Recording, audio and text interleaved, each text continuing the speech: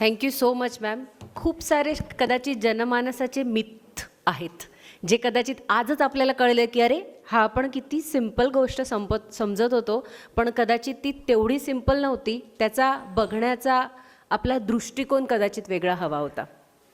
आता पुढचा प्रश्न तुमच्यासाठी आहे.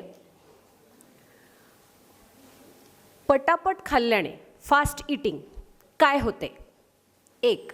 वेळेची बचत होते, मधुमेहाची शक्यता वाढते, स्थूलपणा वाढतो, पचन सुधारते. चुकीचा पर्याय निवडा. हात वर करा, हात वर प्लीज प्लीज.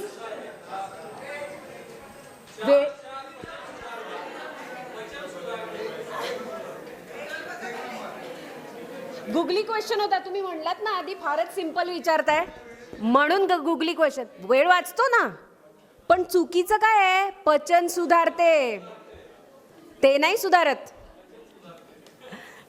सर तुमचं नाव प्लीज. आता लोकांना कळायला लागलंय आपल्याला पचनही सुधारायचं आहे, म्हणून आपल्याला घाईने खायचं नाहीये.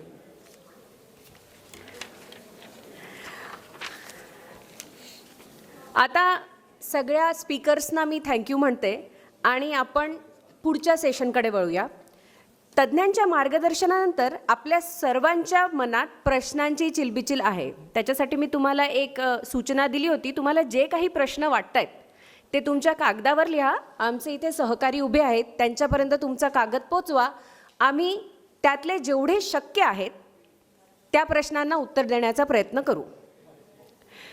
तर आता सामान्याच्या मनात असलेले प्रश्न पण आमच्या शब्दामध्ये, पहिली वेळ आमची आहे, आमच्या शब्दांमध्ये घेऊन आम्ही तज्ज्ञांकडे जाऊया आणि पॅनल डिस्कशनमधून तुमच्या मनात असलेले प्रश्न जे आमच्या शब्दात आहेत ते त्यांना विचारू आणि त्यांच्याकडून काय उत्तर मिळतं ते बघूया. कदाचित असंही शक्य आहे की आमच्या प्रश्नातनं तुमचे विचारलेले प्रश्न सॉल्व्ह होतील.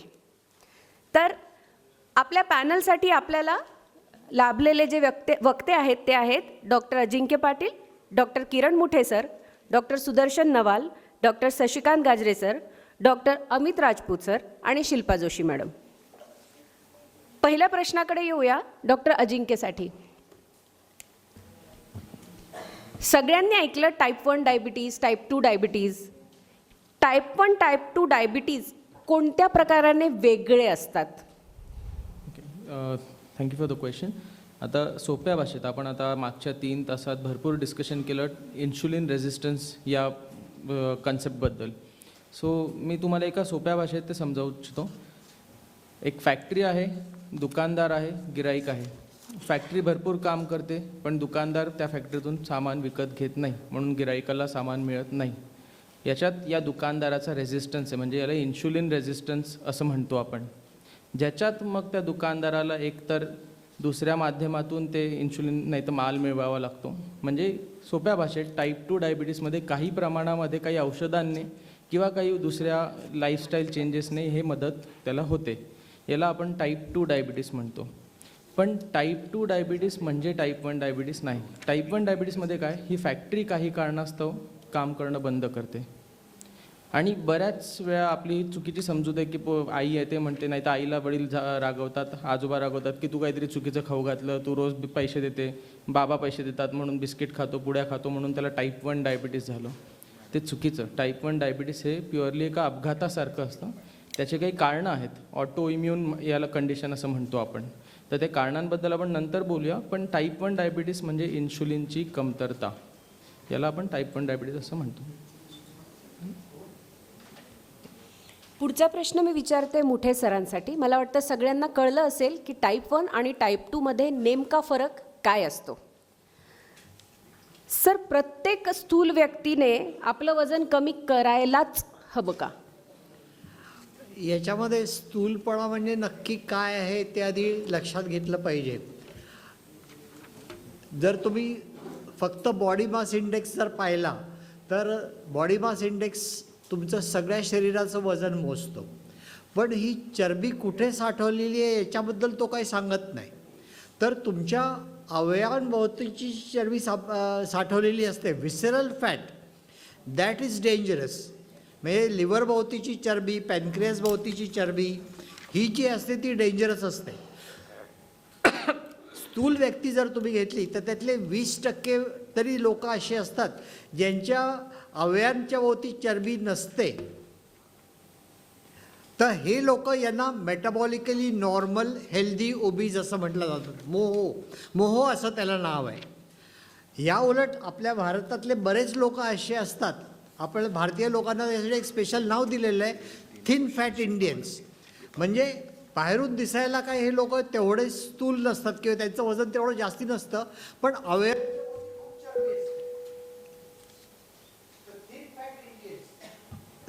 थिन फॅट इंडियन्स हे असा हे एक प्रकार आहे. तर जे मेटाबॉलिकली हेल्दी जे आहेत त्यांनी फारशी काळजी करायची गरज नाही, पण जे मेटाबॉलिकली अनहेल्दी आहेत, ज्यांच्या अवयवांच्या भोवती चरबी जास्ती साठलेली आहे, या लोकांनी निश्चितच वजन कमी करायला पाहिजे. आणि त्याच्यासाठी काही एखादं स्पेसिफिक इन्व्हेस्टिगेशन आहे ज्याच्यामध्ये आपल्याला ते कळेल? येस, सिम्पल इन्व्हेस्टिगेशन आहे. तुमच्याजवळ तुमच्या खिशाकडे बघून ते सांगता येईल. एक सिम्पल इन्व्हेस्टिगेशन आहे जी किंमत 50 रुपयापेक्षा सुद्धा कमी आहे. तो म्हणजे टेप, आपला साधा टेप. त्या टेपनी तुमचा रोज पोटाचा घेर तुम्ही सकाळी तुमच्या बाथरूममध्ये जाऊन आल्यानंतर तुम्ही तो मोजायचा.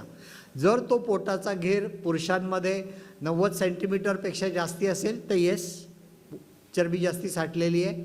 स्त्रियांमध्ये 85 सेंटीमीटरपेक्षा जास्ती असेल तर येस, तुमच्या अवयवांच्या भोवती चरबी साठलेली आहे. That is simple. थोडंसं एक्सपेन्सिव्ह, थोडेसे 280 रुपये 250 रुपये असतील तर लॅबॉरेटरीमध्ये जा आणि SGPTची पातळी चेक करा, लिपिड प्रोफाईल चेक करा. SGPT जर वाढलेला असेल, येस, तुमच्या लिव्हरमध्ये चरबी साठलेली आहे, हा त्याचा अर्थ. लिव्हरमध्ये चरबी साठायचं दुसरं एक कॉमन कारण म्हणजे अल्कोहोल. पण आपण तुर्तास तो विषय बाजूला ठेवूया. आपण असं गृहीत धरू की तुम्ही मद्यपान वगैरे ह्या सगळ्या गोष्टी तुम्हाला निषिद्ध आहेत. लिपिड प्रोफाईलमध्ये काय बघायचं तर तुम्ही सर्वसाधारणपणे लोक पहिल्यांदा बघतात की कोलेस्ट्रॉल कसं आहे, LDL कोलेस्ट्रॉल कसं आहे, ट्रायग्लिसराईड्स बघा. जर उपाशी पोटी ट्रायग्लिसराईड जर जास्ती असतील तर याचा अर्थ तुमचं लिव्हरभोवती चरबी साठलेली आहे, व्हिसरल फॅट जास्ती आहे. आणि सर्वात महत्त्वाचं एक सोपं कॅल्क्युलेशन आहे, triglyceride to HDL ratio. Triglyceride हे लिपिड प्रोफाईलमध्ये येतात या सगळ्या गोष्टी. तर लिपिड प्रोफाईल जर तुम्ही सारखं जर व्यवस्थित चेक केला आणि त्यातला हा रेशो जर काढला, हा रेशो जर 2च्या वर जर असेल तर याचा अर्थ तुमचं लिव्हर फॅट जास्ती आहे आणि तुमची मेटाबॉलिक सिंड्रोम ज्याला आपण म्हणतो की तुमची व्हिसरल फॅट जास्ती आहे, लिव्हर फॅट जास्ती आहे. Thank you sir. पुढचा प्रश्न डॉक्टर शशिकांत सरांसाठी आहे. कालीन व अल्पकालीन गुंतागुंत कॉम्प्लिकेशन्स काय असू शकतात? मधुमेह नियंत्रणात न ठेवल्यास ज्या गुंतागुंत होतात त्यामध्ये एक आपत्कालीन आणि दुसरा आहे दीर्घकालीन. तर आपत्कालीन ज्या घटना ज्या असतात त्यामध्ये हायपोग्लायसिमिया म्हणजे साखर कमी होणं, दुसरा आहे हायपरग्लायसिमिया म्हणजे साखर एकदम वाढणं आणि ते वाढून डायबेटिक किटोॲसिडोसिस होतो. काही लोकांमध्ये हायपर ऑस्मोलर किटोसिस म्हणतो आम्ही तो. आणि दुसरं कॉम्प्लिकेशन जे राहिलं ते इन्फेक्शन म्हणजे फंगल इन्फेक्शन किंवा बॅक्टेरियल इन्फेक्शन या पेशंटमध्ये होत असतात. तर अल्पकालीन गुंतागुंत महत्त्वाची जी असते त्यामध्ये हायपोग्लायसिमिया ही रक्तातली साखर कमी होणं. बऱ्याच वेळा आपण रेग्युलर गोळ्या घेत असतो आणि जास्त एक्झरसाईज करण्यात आला किंवा गोळ्या किंवा इन्सुलिन घेतला आणि जेवण कमी झालं तर त्यामध्ये साखर कमी होते. तर साखर कमीमध्ये जनरली थकवा येतो, घाम येतो, अतिघाम, थकवा आल्यानंतर थोडं चक्करसारखं वाटतं. तर कोणत्याही परिस्थिती जर असली नॉन डायबिटीसमध्ये की ज्याला डायबिटीस आहे त्याला, तर त्यांनी अशा परिस्थितीमध्ये पटकन एक 3 ते 4 चमचे साखर घ्यावी किंवा काही चॉकलेट असली तर चॉकलेट किंवा खडीसाखर बरोबर ठेवावी. कारण बऱ्याच वेळा आपल्याला असं वाटतं की बाबा साखर कमी आहे का जास्त आहे. साखर जास्त असली तुम्ही गोड खाऊन फार नुकसान होत नाही, पण साखर जर कमी असली तर त्याच्यापासून जास्त धोका होतो. त्यामुळे अशा परिस्थितीमध्ये साखर घेतलेली केव्हाही चांगलं. कारण साखर 70 मिलीग्रॅमपेक्षा जर कमी झाली तर हे पेशंट बेशुद्ध पडू शकतात किंवा त्यांना झटके देखील येऊ शकतात. त्यामुळे अशा रुग्णांनी पटकन जर काळजी घेतली तर तो धोका नाहीसा होतो. बऱ्याच वेळा घरी जर समजा पेशंट बेशुद्ध पडला, आपल्याला माहिती आहे डायबिटीस आहे, घाम येतो आहे, अशा वेळेस काय करायचं? बऱ्याच वेळा दवाखाना लांब असतो, डॉक्टर भेटत नाही. तर अशा वेळेस आपल्या घरामध्ये मध असेल, मधाची बाटली जर असली तर ते मधाचे ड्रॉप त्याला देत जायचं किंवा साखर बारीक करायची, पाणी करायचं आणि ते थेंब थेंब असं देत राहायचं की जेथपर्यंत आपली बाकीची व्यवस्था होत नाही तेथपर्यंत. हे झालं आपत्कालीन इमिजिएट जी गुंतागुंत असते ती. आणि दीर्घकालीन गुंतागुंत जी आहेत की ज्यामध्ये आपलं HbA1c जास्त असतं, शुगर अनकंट्रोल असते, यामध्ये बऱ्याच वेळा जे कॉम्प्लिकेशन जे होतात त्यामध्ये diabetic nephropathy, diabetic retinopathy, diabetic neuropathy अशा 3 पॅथी ज्या असतात त्यामध्ये किडनीच्या खराबीमुळे या गोष्टी आढळतात. त्यातच काही हृदयविकार या लोकांमध्ये जास्त प्रमाणात असतात, काहींना स्ट्रोक देखील येतात. त्यामुळे शुगर कंट्रोल करणं अतिशय महत्त्वाचं असतं. त्यामध्ये ओरल हायजीन म्हणजे दाताचं इन्फेक्शन जे असतं हिरड्यांचं ते देखील या पेशंटमध्ये होत असतं. त्यातच त्वचेचे विकार, जर अनियमित जर साखर जर असली जास्त दिवसामध्ये तर त्वचेचे विकार यामध्ये घडत असतात. आणि काही ज्या अगदी कॉमन समस्या ज्या आहेत सगळ्यांमध्ये म्हणजे जास्त पुरुषांमध्ये की लैंगिक समस्या या देखील यामध्ये उद्भवतात. आता यामध्ये सगळ्यात महत्त्वाचा जो आजार राहिला तो डायबेटिक रेटिनोपॅथी. यामध्ये धीरे धीरे दृष्टी कमी होते, अंधुकपणा येतो आणि काही वेळा नजर देखील जाऊ शकते. तर यामध्ये इमिजिएट ट्रीटमेंट ती आपल्याला अतिशय महत्त्वाची असते. दुसरं आलं नेफ्रोपॅथी. कारण आम्ही शास्त्रानुसारही असं सांगितलेलं आहे की एकदा मधुमेह झाला आणि 5 वर्ष जर झाली तर त्यामध्ये सूक्ष्म किडनीची खराबी ही सुरू होऊन जाते. तर किडनीची खराबी कशी ओळखायची? तर अर्लिएस्ट टेस्ट जी आहे ती युरिन. आपलं युरिन सॅम्पल जे असतं त्यामध्ये जर प्रोटीन जर जात असले, बऱ्याच वेळा प्रोटीन 1+, 2+, 3+, 4+ असे होत असतात. तर आपलं 1+ प्रोटीन झाल्यानंतर त्यामध्ये तेव्हाच्या तेव्हा जर ट्रीटमेंट आपण जर घेतली, काही औषधं असतात, काही बीपीच्या गोळ्या असतात, ह्या जर आपण रेग्युलरली जर घेतल्या, बीपी कंट्रोल केलं, शुगर कंट्रोल केली तर निश्चितच पुढचा धोका हा त्यामध्ये कळू शकतो किंवा कमी होतो. कारण सगळ्यात यामध्ये आजार जो आहे तो नेफ्रोपॅथीचा. कारण यामध्ये जर एकदा किडनी खराब झाली तर त्याला 2च पर्याय असतात, एक तर डायलिसिस करा किंवा ट्रान्सप्लांट करा, नाहीतर आहे तसेच राहा. तर त्यामुळे याच्यावर इमिजिएट तुम्ही ॲक्शन घेतलेली पाहिजे. यामध्ये बऱ्याच वेळा नसांचा परिणाम असतो, म्हणजे डायबेटिक न्यूरोपॅथी ज्याला आपण म्हणतो की बऱ्याच वेळा रात्री मुंग्या येतात, जडपणा येतो, पाय बधीर होऊन जातात. तर यामध्ये देखील जर शुगर कंट्रोल झाली तर त्यामध्ये निश्चित आपल्याला काळजी घेता येते. 200 मिलीग्रॅमच्या वर शुगर जर असली तर या पायाच्या समस्या जास्त उद्भवतात. बऱ्याच वेळा रक्तपुरवठा कमी होतो, नसांमधली ताकद कमी होते, अशामध्ये पायाला इन्फेक्शन होतं आणि त्या जखमा होतात. जखमा बऱ्याच वेळा न भरून निघणाऱ्या जखमा असतात. त्यामुळे काहींमध्ये त्यामध्ये पाय कापण्याची देखील शस्त्रक्रिया ही करायला लागते. त्यामुळे ही गुंतागुंत जी आहे ती आपल्या हातात असते. आम्ही असं म्हणतो की मधुमेह हा विकार असा आहे की 70% हा पेशंटनी काळजी घेण्याचा आहे, 30% फक्त डॉक्टरांच्या हातात असतो. ते तुम्हाला फक्त मार्गदर्शन करू शकतात. ते तुम्हाला फक्त सांगू शकतील की बा हा गोळ्यांचा डोस तुम्ही ॲडजस्ट करा, पण बाकीची काळजी तुम्हीच घ्यायला पाहिजे, तुम्हीच स्वतः डॉक्टर बनायला पाहिजे. आणि मला असं सांगणं आहे की यामध्ये प्रबोधन अतिशय महत्त्वाचं आहे. म्हणजे मला असं वाटतं की उलट डॉक्टरांपेक्षा जो मधुमेह रोगी जो असतो किंवा व्यक्ती जो असतो त्याला डॉक्टरांपेक्षा देखील जास्त माहिती पाहिजे. आणि आपण रेग्युलर त्याचा अभ्यास केला तर त्यामध्ये आपल्याला निश्चित फायदा होतो. त्यात दुसरं, बऱ्याच वेळा हे आपले आजार जे असतात सगळे आपल्या लक्षात येत नाही. काही सुप्त आजार असतात, काही 3-4 वर्षानंतर लक्षात असतात. त्यामुळे दरवर्षी आपला जेव्हा वाढदिवस असतो त्या वाढदिवसाच्या आदल्या दिवशी सगळ्या शारीरिक तपासण्या करून घ्याव्यात. त्या केल्या म्हणजे तुम्ही निशंक असतात. आणि दरवर्षी करायच्या. असं किंवा मला काही त्रास नाही, माझी शुगर कंट्रोलमध्ये आहे, मी तर गोळ्या रेग्युलर घेतो. कारण आपल्याला मूल्यमापन देखील महत्त्वाचं असतं. कारण 4 गोष्टी ज्या आहेत आपल्या डायबिटीस कंट्रोल करायला: आहार, व्यायाम, औषधं, त्याबरोबर प्रबोधन आणि नियमित तपासण्या. ह्या प्रत्येकाने म्हणजे जो निरोगी असला त्यांनी देखील या करायला पाहिजे. फक्त डायबिटीसवाल्यांनीच करायच्या असं नाही. म्हणजे 2 जणी राहतात ज्यांच्यामध्ये ते परसिस्ट होऊ शकतं. पण याच्यामध्ये इम्पॉर्टंट पॉईंट असा आहे की जर त्या लेडीने लाईफस्टाईलचा कंट्रोल घेतला नाही, आता मॅडमने जे सांगितलं ते डाएट त्याप्रमाणे फॉलो केलं नाही, तर युरोप अमेरिकामध्ये ऑलमोस्ट 10 वर्षांनी त्यांना डायबिटीस होतो. पण भारतामध्ये तो युजली 5 वर्षाच्या आत होतो. तर त्यांनी कंट्रोल घेतला तर डायबिटीस होत नाही. Thank you sir. पुढचा प्रश्न डॉक्टर सुदर्शन नवाल सरांसाठी आहे. PCOS, PCOD आजकाल फारच वरचेवर ऐकायला मिळायला लागलं आहे, स्पेशली यंग विमेन. हे काय आहे? हे का होतं?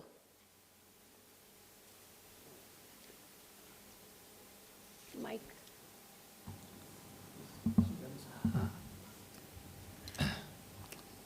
आधी या शब्दाचं आपण, हे शॉर्ट फॉर्म आहे, याचा आपण फुल फॉर्म समजूया. PCOS म्हणजे पॉलिसिस्टिक ओव्हरी सिंड्रोम किंवा डिसीज वापरतात.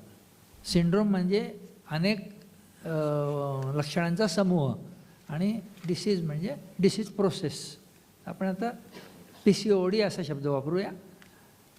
त्याच्यामध्ये काय होतं की अंडकोशामध्ये स्त्रीबीज दर महिन्याला नियमाप्रमाणे वाढीला लागतात, परंतु एखाद्या स्टेजनंतर ते थांबून जातात, वाढत नाहीत, पुढे मॅच्युअर होत नाहीत, ग्रोथ अरेस्ट होते आणि दर महिन्याला असे होत राहतं.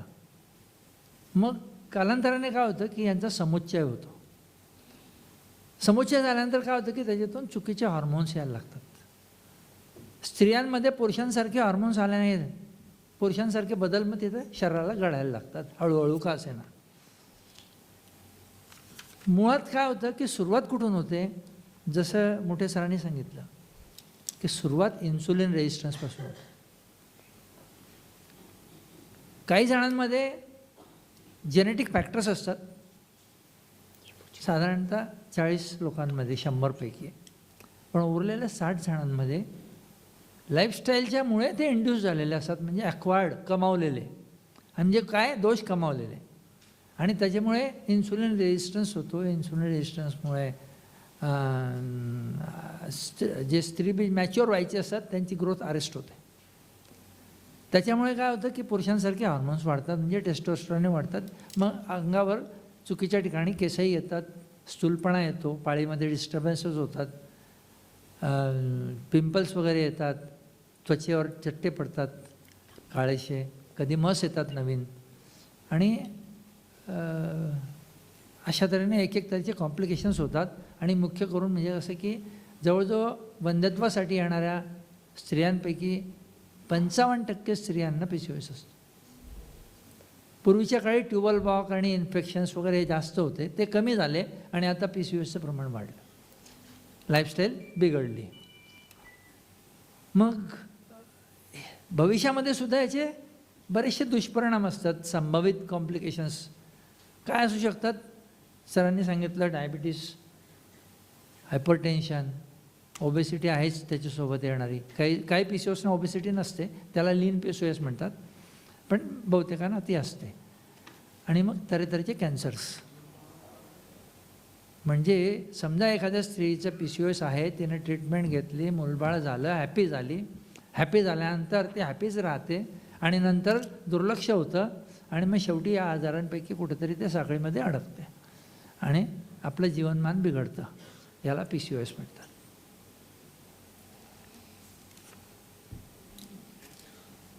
डॉक्टर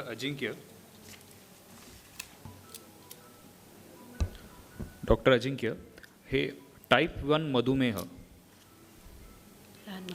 लहान मुलांमध्ये मधुमेहाचा उपचार कशा प्रकारे करता येईल?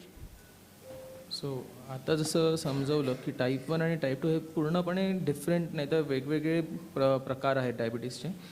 टाईप 1 डायबिटीस, आणि मी या मंचाचा उपयोग करून तुम्हाला सगळ्यांना हे त्याच्याबद्दल जनजागृती कमी आहे म्हणून सांगू इच्छितो. टाईप 1 डायबिटीस असलेल्या मुलासाठी इन्शुलिन हे ऑक्सिजनसारखं असतं. आपल्या समाजामध्ये भरपूर शेजारी आजारी सगळीकडे सगळेच डॉक्टर बनतात आणि सगळे फुकटचे सल्ले देतात. त्यामध्ये मी सांगू इच्छितो की असं हे आपला चुकून पण मेसेज जायला नको की अरे इन्शुलिन न घेता पण तो मुलगा बरा झाला, तो मुलगा हे पण करता बरा झाला, हे त्या इकडे गेला, त्या बाबाकडे गेला, तिकडे ते चूर्ण खाल्लं म्हणून बरा झाला, हे चुकीचं आहे. त्याबद्दलच आता दुसरी गोष्ट, जसं सरांनी मध्ये उल्लेख केला, टाईप 1 डायबिटीसमध्ये हनीमून फेज असतो. म्हणजे काय, निदान झाल्यानंतर जेव्हा ते बाळ किंवा मुलगा त्या क्रायसिसमधून बाहेर पडतो तेव्हा सुरुवातीचे 1 वर्ष किंवा 6 महिने काही प्रमाणात जे शरीरात जुनं बनलेलं इन्शुलिन असतं ते काम करतं. त्यावेळेला त्या मुलांना किंवा त्या 40 किलोच्या मुलाला पण कदाचित दिवसभरात 1 किंवा 2 युनिट लागतात. तेव्हा आपल्याला वाटतं अरे आपण त्यावेळेला जेव्हा पालकं भरपूर वेळा त्या फेज ऑफ डिनायलमध्ये असतात, त्यांना वाटतं अरे माझ्या मुलाला कसं काय झालं, हे नसेल दुसरं काहीतरी असेल डायग्नोसिस. त्यांना वाटतं अरे ह्यांनी काहीतरी सांगितलेलं, डॉक्टरांनी सांगितलेलं इन्शुलिन लागणार आहे, पण आता खूपच कमी इन्शुलिन लागतं किंवा नाही पण लागत आहे, तर बरं झालेलं असेल. तर हा हनीमून पिरियड असतो ज्याच्यामध्ये हा थोडा टेम्पररी असतो, पार्शियल डायबिटीस रेमिशन सारखा असतो. त्यानंतर परत त्यांना बऱ्याच प्रमाणात आणि त्यांच्या वजनानुसार इन्शुलिनची गरज वाढते. सो डायबिटीस टाईप 1 डायबिटीस असलेल्या मुलाला इन्शुलिन हे मेन ट्रीटमेंट आहे. त्यासोबत आहार, व्यायाम या सगळ्या गोष्टी पण सोबत लागतात. आता मागच्या काही 5-6 वर्षात आम्ही बघायला लागलो की टाईप 2 डायबिटीस पण याचं पण प्रमाण खूप वाढलं आहे, इवन 18 वर्षाच्या खालच्या मुलांमध्ये, मुलींमध्ये. ऑलमोस्ट आता एक पहिले जे आम्ही 3 ते 4% बघायचो ते आता 20 ते 25% मुलं बघतो आम्ही ज्यांना टाईप 1 टाईप 2 डायबिटीस होतं. आता यांच्यासाठी सगळ्यात इम्पॉर्टंट ट्रीटमेंट काय आहे तर डाएट आणि लाईफस्टाईल मॉडिफिकेशन्स. मग आता त्यांना डायबिटिक डाएट असा काहीच कॉन्सेप्ट नाही आहे. कोणीच हा चुकीचा शब्द आहे जो कोणी वापरतात डायबिटिक डाएट. त्यांना फक्त संतुलित आहार असं लागतो. जे कुठला इतर मुलाने पण खायला पाहिजे तेच त्यांनी पण खाता यायला पाहिजे. पण मग इतर मुलगा जर बिस्किट पुडा, वेफर, कुरकुरे रोज खातो तर म्हणून ह्यांनी पण खायचं असं नाही. दुसरं व्यायाम, रोज 1 तास, अर्धा पाऊण तास व्यायाम झाला पाहिजे, हे महत्त्वाचं. आणि त्यात अजून काही औषधांचे उपचार आता अवेलेबल आहेत ज्या टाईप 2 डायबिटीस असलेल्या मुलांसाठी.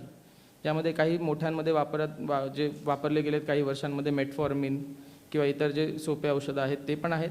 आणि आता काही इंजेक्शन्स पण त्याच्यासाठी अवेलेबल झालेले आहेत आणि त्याच्यासोबत ॲडिशनली इन्शुलिन. सो हे मुख्य उपचार पद्धती जे मुलांमधल्या डायबिटीस किंवा मधुमेहासाठी अवेलेबल आहेत आपल्यासाठी. त्यांच्या श्रोत्यांमधून आलेला, फ्रूट्स नाश्त्यात खायचे की जेवणानंतर खायचे? तर आपण फ्रूट्सपासून सुरू करू. तर टाईप 2 डायबिटीस, टाईप 1 नाही, टाईप 2 डायबिटीसचा thumb rule is food and fruit never together. Never. Food and fruit कधीही त्याच्यामध्ये 3 ते 4 तासाचा गॅप असायला पाहिजे. तर कुठलंही फ्रूट खायचं असेल तर ते नाश्त्याबरोबर, दुपारच्या जेवणाबरोबर किंवा लगेच जेवल्यावर किंवा रात्रीच्या जेवणानंतर खायचं नाही. ते मधल्या वेळेस खायचं. जेव्हा तुम्हाला मधल्या वेळेस भूक लागते आणि मग प्रश्न पडतो की नाही की वडापाव खाऊ की चिवडा खाऊ की चकली खाऊ, तेव्हा फळ खायचं. हे फार महत्त्वाचं आहे. कुठलं फळ खायचं तर साधारण अगोड फळं खा. म्हणजे सफरचंद, डाळिंब, जांभळं, बोरं, पेरू, मी जे सगळे फोटो दाखवले होते ना, करवंद, संत्री, मोसंबी, ती फळं खा. केळी जळगावला छान मिळतात पण नाही खायची. सीताफळं, आजकाल इवन पपई. पूर्वीच्या काळी पपई अगोड असायची म्हणून बहुतेकांना पपई आवडायची नाही. म्हणजे मला लहानपणी आठवतं की कोणी पपई खायचं नाही, फक्त आजी खायची पपई. आता पपई आंब्याहून जास्त गोड असते. तर तुम्ही बघा पपई खाल्ल्यावर 2 तासाची शुगर केली तर हाय येते. तर खायची असेल तर छोटी आपली आमटीची वाटी आहे तेवढी पपई खाऊ शकता. तर ही फळं खायची. आणि काय प्रश्न होता? आणि एक प्रश्न होता सिक्वेन्स ऑफ फूड. सिक्वेन्स करताना नेहमी आधी प्रोटीन खायचं. आधी प्रोटीन खाल्ल्याने तुमची भूक कमी होते. तर म्हणजे जे पंजाबी खातात ते टिपिकली म्हटलं जातं छोले खाल्ले, राजमा खाल्ला, खूप हेवी जेवलो आणि मग पुढचं जेवण जात नाही, हो की नाही? ते छोले राजमा हेवी नाही आहे, त्याच्यात खूप प्रोटीन आहे. जे नॉनव्हेज खातात ते म्हणतात ना नॉनव्हेज खाया तो बहुत पेट भरता है, व्हेज खाया तो पेटी नाही भरता है, कारण का नॉनव्हेजमध्ये प्रोटीन आहे. सो तुम्ही आधी प्रोटीन खा, मग सॅलड खा, जमलं तर परत एखादं प्रोटीन खा म्हणजे दही किंवा पनीर, आणि त्याच्यानंतर पोळी भाजी किंवा वरण भात खा. तुमचं खरंच शुगर कमी व्हायला खूप मदत होईल आणि भूक पण कमी होईल. बाय द टाईम तुम्ही पहिलं प्रोटीनची वाटी खाताय तुमचं अर्ध पोट भरलेलं असेल. आणि मेन गोष्ट म्हणजे हळू खा. 5 मिनटात जेवायची अजिबात गरज नाही. हळूहळू एक एक घास घेऊन ते 32 वेळेला चावून खायचं, ते फार महत्त्वाचं. मॅडमला एक लेमॅन म्हणून प्रश्न विचारतो, कारण ते बरेच पेशंट विचारतात आम्हाला. घरी मला डायबिटीस आहे, बाकीचे माझ्यासमोर पाहिजे ते खातात, मी अशा वेळेस काय करावं? आय थिंक हे मोठ्यांपेक्षा जसं ते म्हणाले लहान मुलांमध्ये जर तुम्ही जर तुमच्या घरी कोणाला तरी डायबिटीस आहे, तर अडल्टला आहे तर तुम्ही त्यांना ॲटलिस्ट म्हणू शकता की तुम्ही इतके वर्ष खाल्लं आहे, आता थोड्या वर्ष रिस्ट्रिक्ट करा. पण लहान मुलांना असेल तर तेही म्हणता येत नाही. तर तुम्ही शेवटी जे काही पदार्थ तुम्हाला खायचे आहे, म्हणजे आता नॉर्मल गोष्टी पण डायबिटीसचे लोक खातात तर त्यांची शुगर वाढते. For example pulao. आता पुलाव हा काही इट्स नॉट म्हणजे असं काही मोठी गोष्ट नाही. मसाले भात ही काही मोठी गोष्ट नाही. तर मील सिक्वेन्सनी काय फायदा होतो ते तुम्ही पुलाव मसाले भात खाऊ शकता जर तुम्ही शेवटी खाल्ला. तुम्ही पावभाजी खाऊ शकता जर तुम्ही शेवटी खाल्ली. पण गुलाबजाम नाही खाऊ शकत किंवा काजू कतली नाही खाऊ शकत. तर तुम्ही काय खाऊ शकता तेही महत्त्वाचं आहे. थोड्या अमाऊंटमध्ये जेवणाच्या शेवटी जर खाल्लं आणि आधी प्रोटीन आणि फायबर भरपूर प्रमाणात घेतलं तर तुम्ही खाऊ शकता. आणि जर घरात लहान मुलांना टाईप 2 डायबिटीज आहे तर सिन्सिअर रिक्वेस्ट आहे की पहिले आईवडिलांचं डाएट चेंज झालं पाहिजे. मुलाच्या डाएटबद्दल का मुलं कमवत नाही त्यामुळे त्यांना काही विकत आणता येत नाही. हे सगळं आईवडीलच आणून देतात जे काही ते खात आहेत. त्यामुळे पहिले आईवडिलांचं डाएट चेंज करायचं, मग मुलांबद्दल बोलायचं. कडक. डॉक्टर अमित सर, हे कंटिन्युअस ग्लुकोज मॉनिटरिंग काय असतं आणि त्याचे काही फायदे आहे का, म्हणजे नॉर्मल आपण जे टेस्टिंग करतो त्याच्यापेक्षा? बऱ्याच वेळा आपण नॉर्मली जस्ट एक ब्लड ग्लुकोज बघतो फास्टिंग आणि जेवणानंतरची. पण दिवसाचे काही असे तास असतात की जेव्हा शुगर वाढलेले, फॉर एक्झाम्पल आपण रात्री बऱ्याच वेळा कार्बोहायड्रेट खातो, रात्री जेवणानंतर 10 वाजता कोणी शुगर चेक करत नाही कोणाची. बऱ्याच इंडियन लोकांची ती वाढलेली असते. CGM म्हणजे कंटिन्युअस ग्लुकोज मॉनिटरिंग, एक ग्लुकोजचा सेन्सर असतो. तो स्टिकरसारखा वरती फक्त एक 15 दिवस आपण लावतो आणि तो मोबाईल फोनशी कनेक्ट राहतो. तुम्ही कुठलीही गोष्ट खाल्ली, तुमचा फोन फक्त तिथे फ्लॅश केला की तो तुम्हाला ग्लुकोज रिडिंग देतो. त्याच्याने बऱ्याच इन्साईट आपल्याला मिळतात ज्या रुटीन शुगर केल्याने आणि HbA1cवर ज्या मिळत नाही त्या याच्यावर मिळतात. इनफॅक्ट मी रिकमेंड करेल ज्यांना डायबिटीस नाही आहे त्यांनीसुद्धा ते लावा. मला डायबिटीस नाही, मी वर्षातनं ते 2 वेळा लावतो. स्वतःचं पॅटर्न स्वतःला माहीत पाहिजे, काय खाल्ल्याने किती वाढते. आम्ही तिघांनी भात खाल्ला, सरांचा रिस्पॉन्स वेगळा राहील, माझा रिस्पॉन्स वेगळा राहील, मॅडमचा रिस्पॉन्स वेगळा राहील. तर स्वतःचं पॅटर्न आपल्याला स्वतःला माहीत पाहिजे, म्हणून ती फार इम्पॉर्टंट गोष्ट आहे. आम्ही कधी कधी प्रेग्नन्सीमध्ये यूज करतो.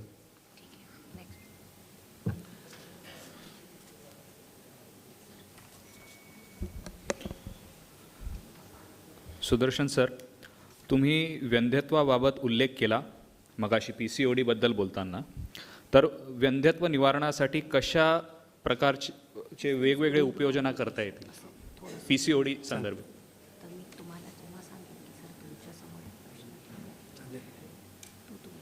इथं परत आपण बॅक टू पेज 1 येतोय. सगळ्यात पहिला उपचार आहे वंध्यत्वाबाबत PCOSमध्ये लाईफस्टाईल मॉडिफिकेशन. हे लाईफस्टाईल मॉडिफिकेशन असं आहे की हे आयुष्यभर कधी सुटणारं नाही आहे. ते आपली सवय झाली पाहिजे किंवा ती मॉडिफाईड लाईफ आपला स्टाईल असली पाहिजे, म्हणजे तीच आपली शैली असली पाहिजे की जी हेल्दी आहे. आणि जे एक्सपेरिमेंटप्रमाणे लक्षात येतं की नुसत्या लाईफस्टाईल मॉडिफिकेशनमुळे व्यायाम, तेही मसल ग्रोईंग व्यायाम, जसं अमित सरांनी सांगितलं, मोठे सरांनी सांगितलं की मसल लॉस होऊ द्यायचा नाही, मसल गेन करायचा किंवा मसल्सला चॅलेंज देत राहायचं की ते वाढतील तरी, आणि त्याप्रमाणे प्रोटीन खायचं. हे केल्याने 10 पैकी 5 पेक्षा अधिक लेडीजना ट्रीटमेंटचीच गरज पडणार नाही वंध्यत्वाची. मग आता प्रश्न काय येतो आजकालच्या काळामध्ये की बऱ्याच लोकांचे लग्नच उशिरा होतात, मग ते ट्रीटमेंटलाही उशिरा येतात. मग आता परत त्यांना लाईफस्टाईल मॉडिफिकेशनसाठी वेळ द्यायची मेंटॅलिटीच राहत नाही आणि परत वय वाढत जाणार. मग अशा वेळेला मग आम्ही त्यांना सांगतो की लाईफस्टाईल मॉडिफिकेशनही करा आणि सोबत औषधंही घ्या. त्यांना म्हणतात ओव्ह्युलेशन इंडक्शनची औषधं. मग त्याच्यामध्ये स्त्रीबीज निर्मितीला औषधी दिली जातात.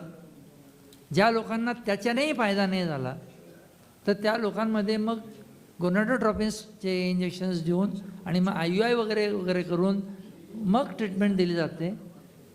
पहिली स्टेज लाईफस्टाईल मॉडिफिकेशन, दुसरी इंडक्शन ऑफ ओव्युलेशन, तिसरी IUI त्याच्या जोडीला, आणि मग त्याच्याने जर उपयोग नाही झाला तर मग जे उरले सोरले लोक आहेत त्यांना IVFच्या मदतीने मूलबाळ होऊ शकतात. आणि शेवटी आधीच मी सांगितलं होतं की मूलबाळ झाले म्हणजे प्रकरण संपलं असं नसतं, ते आयुष्यभर पुरणारं असतं. PCOSला तुम्ही लाईफस्टाईल तुमची लूज झाली, चुकली की पुन्हा ते येणार असतं. परपेच्युअल आहे, त्याला परपेच्युअल होऊ द्यायचं नाही आहे.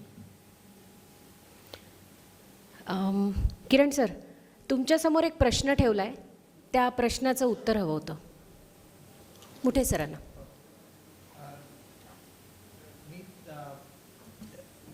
मी पहले प्रश्न तुम्हाला वाचून दाखवतो.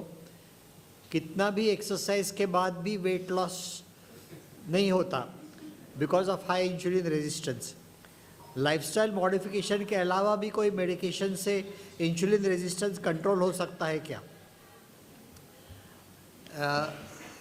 एक महत्त्वाचं आहे की जोपर्यंत तुमचं इन्शुलिन रेजिस्टन्स कमी होत नाही तोच तर तुम्ही जास्ती एक्सरसाइज करून तिथे फायदा नाही. आधी इन्शुलिन रेजिस्टन्स कमी करा. इन्शुलिन रेजिस्टन्स कमी करण्यासाठी तुम्ही आधी तुमची इन्शुलिनची लेवल कमी करायला शिका. इन्शुलिनची लेवल कशाने कमी होते तर वारंवारता तुमची खाण्यातली कमी झाली पाहिजे, तुमची व्यवस्थित झोप झाली पाहिजे, तुमच्या खाण्यातली कर्बोदकं कमी झाली पाहिजे. आणि शिल्पा मॅडमनी जसं सांगितलं तुम्हाला तसं तो खाण्याचा सिक्वेन्स तुम्ही व्यवस्थित पाळला पाहिजे. जर तुम्ही इन्शुलिन रेजिस्टन्स तुमचा जास्ती असताना कितीही तुम्ही व्यायाम केला तर तुम्हाला व्यायाम केल्यानंतर तुम्हाला भूक जास्ती लागणार आणि तुमचं खाणं जास्ती होणार, म्हणजे ह्याचा फारसा तुम्हाला उपयोग होणार नाही आणि तुमचं वजन कमी होणार नाही. तर वजन कमी करण्याची पहिली स्टेप आहे तुमचं इन्शुलिनची लेवल कमी करणं. इन्शुलिनची लेवल कशी कमी करायची मी सांगितलं तुम्हाला आता, तर ते करा. तुमचा आहार सुधारवा, इन्शुलिनची लेवल कमी करा आणि मग तुम्हाला निश्चितच तुमच्या एक्सरसाइजचा तुम्हाला फायदा होईल. आणि ते सुद्धा त्याच्यात रेजिस्टन्स एक्सरसाइजेस महत्त्वाचे असतात. रेजिस्टन्स एक्सरसाइजेस केले म्हणजे मग तुम्हाला वेट लॉसचा चांगला फायदा होतो. Okay sir, thank you. Gajre sir, तुमच्यासमोर पण एक क्वेश्चन ठेवला आहे, त्याचं उत्तर द्या प्लीज. Mic mic mic. आधी फार जंक फूड घेण्यात आलेलं आहे, त्यात काही मेडिसिन पण घेण्यात आलेलं आहे. तर ते पोटात हानिकारक म्हणून साचलं असेल का? तर जंक फूड जास्त दिवसाचं खाल्लेलं जरी असलं तरी ते चरबीयुक्त पदार्थ असतात. ते इतके दिवस या फॅट म्हणून ते आपल्या शरीरामध्ये जमा होतात. तर त्याकरता योग्य असा व्यायाम त्यामध्ये अतिशय महत्त्वाचा आहे. आणि याच्यापुढे जंक फूड कमीत कमी खाऊ नका असं नाही, पण शक्यतो टाळावं. काही मेडिसिन घेतलेली असली तर ती मेडिसिन आपल्या शरीरामध्ये जमा होत नाही. कारण कोणतेही मेडिसिन घेतले की त्याला त्याचा लाईफ आपला हाफ लाईफ ठरलेला असतो. तेवढा तो हाफ लाईफ झाला की ते आपोआप शरीरातनं युरिनमधनं किंवा आतड्यातनं ते बाहेर जात असतात. त्यामुळे त्याचं काही साईड इफेक्ट आता शरीरामध्ये आहे किंवा मेडिसिनचा शरीरावर परिणाम आहे हे मनात न धरता आपण नेहमीप्रमाणे व्यायाम, आहार, योग्य आहार आणि त्याबरोबर मानसिक ताण हे देखील कमी करणं त्यामध्ये अतिशय महत्त्वाचं आहे. मधुमेहाच्या ट्रीटमेंटमध्ये सगळ्यात महत्त्वाची गोष्ट जी आहे ती मानसिक ताण कमी करणं. कारण त्याकरता प्राणायाम, योगासनं आणि ध्यानधारणा हे देखील त्याबरोबर अतिशय महत्त्वाचं असतं. म्हणजे जे नैसर्गिकरित्या बाहेर पडतंय ते तर देव करतोच आहे, पण जे आपण साचवून ठेवलेलं आहे ते आपल्यालाच काढावं लागेल. अमित सर, आपल्यासमोर आलेला ऑडियन्स क्वेश्चन प्लीज. बरेच व्यक्ती बारीक असून पण त्यांना डायबेटीस असतो का? तर जरुरी नाही जो बाहेरून दिसला तोच जाड आणि तोच बारीक. बऱ्याच वेळा जे बारीक लोक असतात त्यांचा तुम्ही स्कॅन जर केला, MRI स्कॅन किंवा CT स्कॅन, त्यांच्यामध्ये पण भरपूर फॅट आतमध्ये दिसतं. वरून जरी बारीक दिसतात तरी ते लाईफ टाईम कार्बोहायड्रेट आणि फॅटच खात आलेले असतात. तर हो, बारीक जे असतात त्यांच्यामध्ये डायबेटीस असतो. तर फॅट जमा असल्यामुळे पण असू शकतो किंवा त्यांच्या पॅनक्रियाजमधनं इन्सुलिन कमी बनतं, तर त्यांनाही डायबेटीस असू शकतो. तर फार काही रेअर नाही, जरुरी नाही की फक्त जाड लोकांना डायबेटीस होतं. तर सगळे अगदी खुश होऊ नका की माझं वजन एकदमच कमी आहे, मला तर कधी काही होणारच नाही आहे. You are also equally prone for that.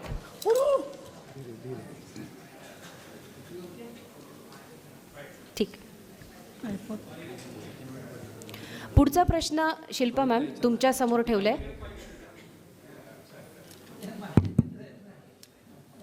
मला प्रश्न आलाय तो आहे साखरेचं ऑप्शनमध्ये गुळ चालतो का? सांगा, चालतो का? नाही. गुळ गोरी बहीण, आय मीन साखर गोरी बहीण आणि गुळ सावळी बहीण, सेम फॅमिली. त्यामुळे गुळ आणि साखर, मध हे सगळं सेम आहे, फक्त याचा फॉर्मॅट वेगळा आहे. त्यामुळे गुळ आणि साखर दोन्हीही चालत नाही. दुसरा प्रश्न आहे वीटचं ऑप्शन म्हणजे गव्हाचं ऑप्शन, मिलेट्स चालतात का? हा प्रश्नाची पण मी वाट बघत होते, कारण का मिलेट्सचा फार बोलबाला आहे. तर आता मिलेट्स खाऊन पण शुगर वाढते. पण मला हे सांगायचं, मी सगळ्यांना सांगते की जळगावची फेमस कळणीची भाकरी आहे, ज्याच्यात उडदाची डाळ घातली जाते भाकरीच्या पिठात, ती चालते. पण तुम्ही ती विदाऊट उडद घातलं तर नाही चालत. जर तुम्हाला, आणि दुसरी गोष्ट म्हणजे अमाऊंट किती खाताय. तर काय होतं, जेव्हा तुम्ही गव्हाच्या पिठाचा गोळा घेता, कणकेचा गोळा घेता, तो लहान असतो, कारण का त्याच्यामध्ये ग्लुटेन असल्यामुळे तुम्हाला ती पातळ, कितीही पातळ आणि कितीही मोठी लाटता येते. भाकरीचं पीठ घेताना जास्त घ्यावं लागतं, कारण का ती तुम्ही हाताने थापता, त्याच्यात ग्लुटेन नसतं, त्यामुळे पीठ खूप जास्त पोटात जातं. कॅलरीजचा संबंध अन्नाच्या वजनाशी आहे, त्यामुळे तुम्ही पीठ जास्त खाल्लं, मग ते मिलेट्सचं असो किंवा गव्हाचं असो, शुगर वाढेलच. त्यामुळे जर तुम्ही भाकरी खाताय तर मग निम्मी खा, म्हणजे तुम्ही 2 गव्हाच्या पिठा इतक्या एका गोळ्याची एक भाकरी करताय तर मग निम्मी खा.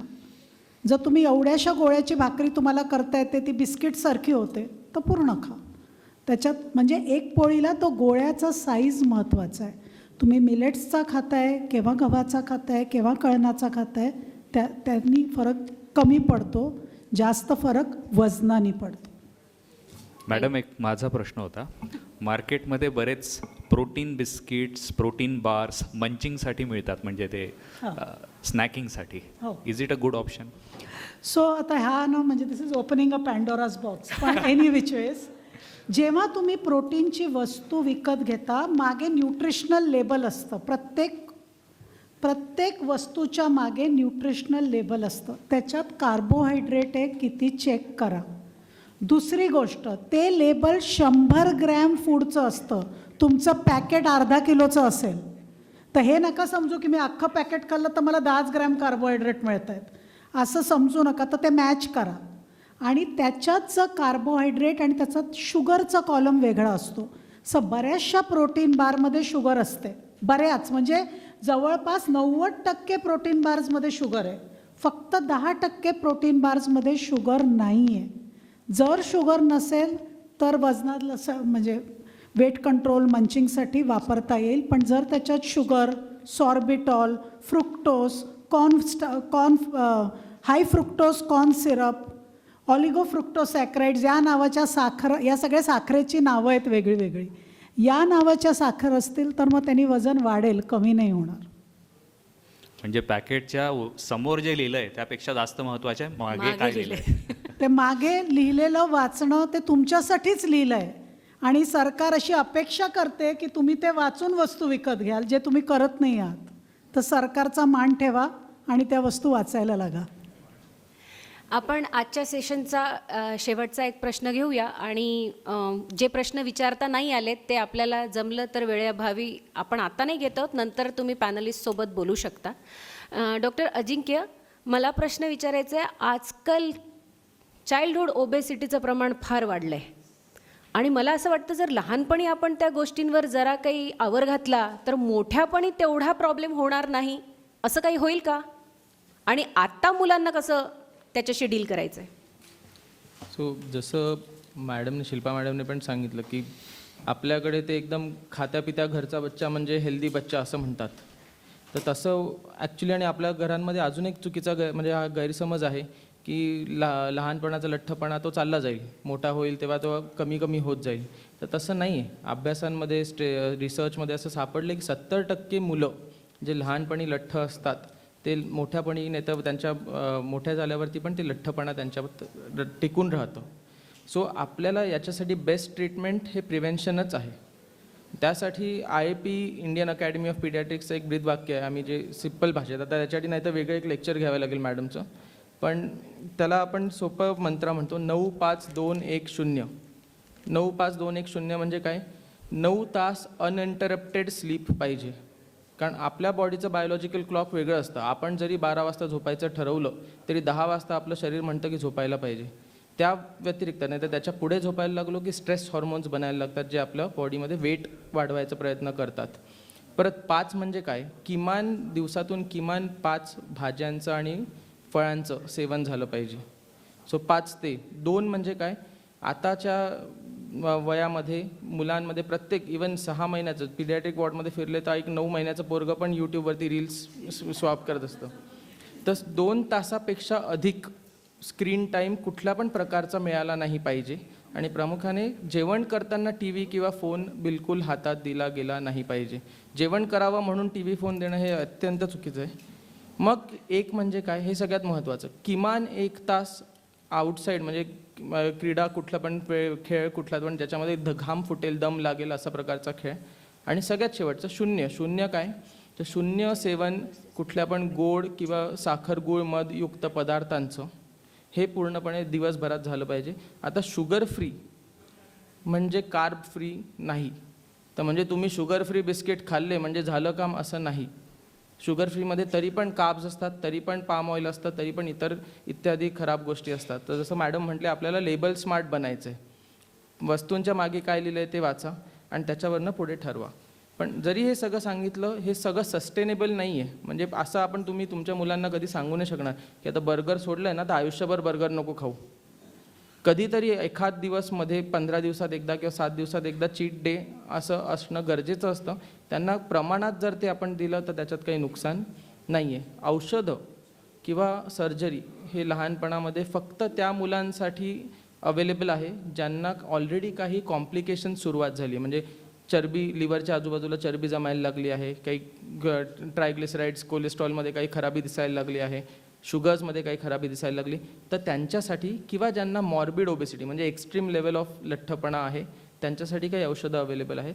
पण त्याबद्दल जास्त डिस्कशन नाही. मेन म्हणजे प्रिव्हेन्शनसाठी आपलं फोकस पाहिजे. Thank you so much to all the panelist. मला असं वाटतं बऱ्यापैकी आपल्या गोष्टी आवाक्यात आल्या आहेत, पण त्यात बरेच क्वेश्चन्स आहेत जे काही लोकांचे अनआन्सर्ड असतील, जे आम्ही वेळेअभावी देऊ शकलो नाही आहोत. त्याच्यासाठी आपण काय करू शकतो ते आपण बघूया. आता पुढच्या भागाकडे वळूया.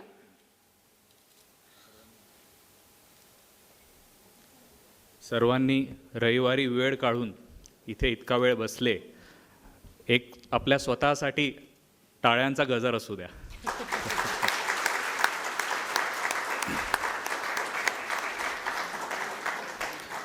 आपण कार्यक्रमाच्या शेवटच्या भागात पोहोचलो आहोत आणि संस्थांच्या योगदानाशिवाय पूर्ण होत नसतो. मी माननीय श्री तुषार तोतला यांना आभार प्रदर्शनासाठी मंचावर बोलवतो. आणि महत्त्वाची अजून एक सूचना म्हणजे बाहेर विदाऊट शुगर चहा अवेलेबल आहे,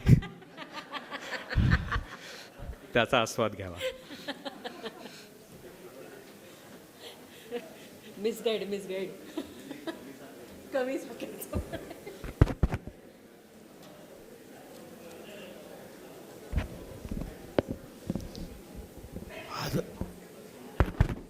आदरणीय स्नेही स्वजन, सादर स्नेहवंदन, शुभ संध्याकाळ. स्वर्गीय कौशल्याबाई नवाल ट्रस्ट आयोजित मेटाबॉलिक सिंड्रोम या मधुमेह, स्थूलपणा मुक्तीवरील प्रकाश टाकणाऱ्या कार्यक्रमात सहभागी झालेल्या सर्वांचं मनपूर्वक स्वागत करतो. आभार प्रदर्शन करण्याकरता मी तुषार तोतला आपल्यासमोर प्रस्तुत आहे. खरं म्हटलं तर शिस्त, पथ्य पाळत समाजाच्या आरोग्याकरता झटणाऱ्या डॉक्टरांनी माझ्यासारख्या व्यक्तीला, ज्याचं शिस्त, पथ्य या सगळ्या गोष्टींपासून दुरान्वयाने संबंध नसलेल्या व्यक्तीला उभं कशासाठी केलं याचाच मला प्रश्न पडला आहे. मला खरं तर आठवली माझी शाळा, ज्या शाळेमध्ये वर्गातल्या सर्वात गुंड विद्यार्थ्याला मॉनिटर म्हणून उभं केलं जातं, म्हणजे सगळा वर्ग शांत. तसंच माझं काहीसं झालेलं आहे.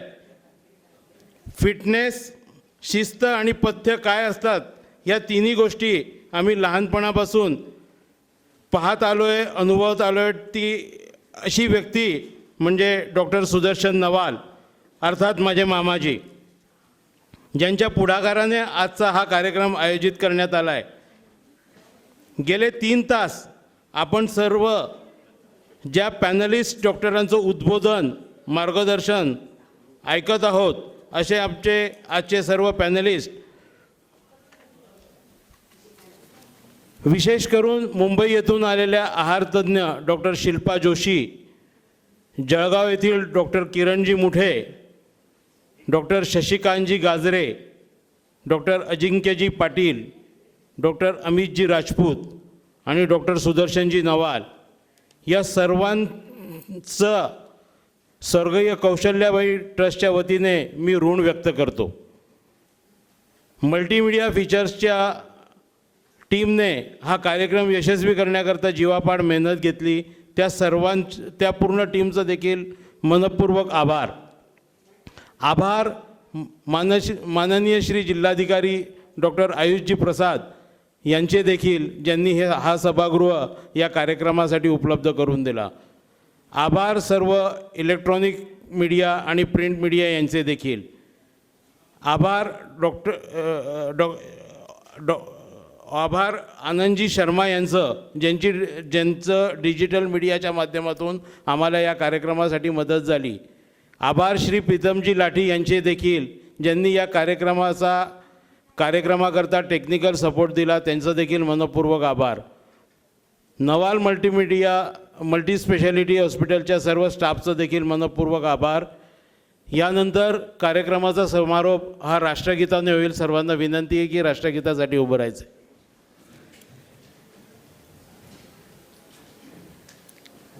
एक साथ राष्ट्रगीत शुरू करेंगे. शुरू कर.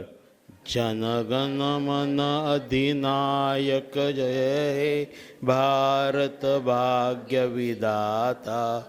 पंजाब सिंध गुजरात मराठा द्राविड उत्कल वंग विंध्य हिमाचल यमुना गंगा उच्छल जलधि तरंग. तव शुभ नामे जागे तव शुभ आशीष मागे. गाहे तव जय गाथा जनगण मंगलदायक जय भारत भाग्य विधाता. जय हे जय हे जय हे जय जय जय जय. भारत माता की.